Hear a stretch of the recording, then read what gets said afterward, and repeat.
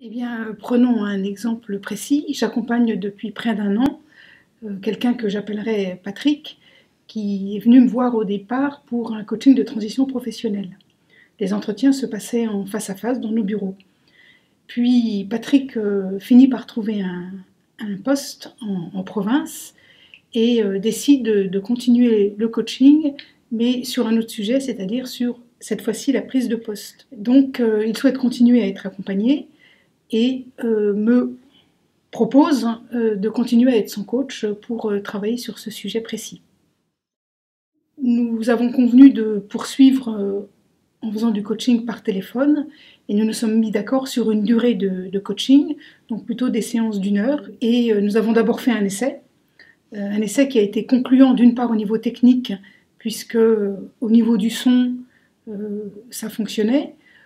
Au niveau aussi du confort, d'être dans un endroit calme, fermé, qui permette de conserver la confidentialité. Et puis également en termes de résultats pour Patrick. D'abord, c'est que la prestation puisse se réaliser. La deuxième chose, c'est un gain de temps, puisque ça lui évite de se déplacer. Et puis, Patrick aurait très bien pu trouver un coach sur place, finalement, mais comme il me connaissait, il a voulu continuer avec moi. Ce qui le gêne, c'est le fait que je ne vois pas ses réactions physiques. C'est-à-dire que le non-verbal, moi, je ne le vois pas. Le distanciel aussi demande plus d'autonomie, pour lui comme pour moi. D'où la nécessité pour chacun de prendre des notes pour rester concentré.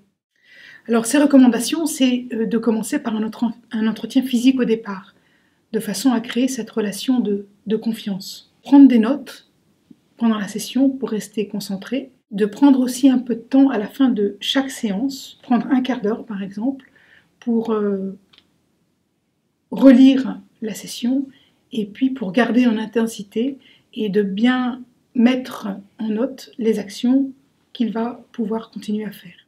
Alors d'abord, je dirais qu'en Amérique du Nord et au Canada, c'est une pratique extrêmement répandue et même il n'y a pas nécessairement d'entretien physique au départ et tout se fait à distance, du premier entretien à la conclusion du coaching. Ce qui est important, c'est d'avoir instauré au départ une relation de confiance avec Patrick.